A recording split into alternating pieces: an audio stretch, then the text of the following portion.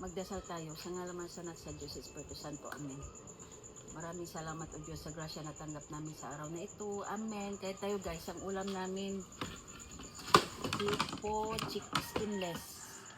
Tapos fried chicken, yung Kinilaw na bangus. kinilaw niyang bangus. Ang sausawan ito, may bagoong sibuyas, kamatis, tapos yung gulay niya. Salad. Ano ito?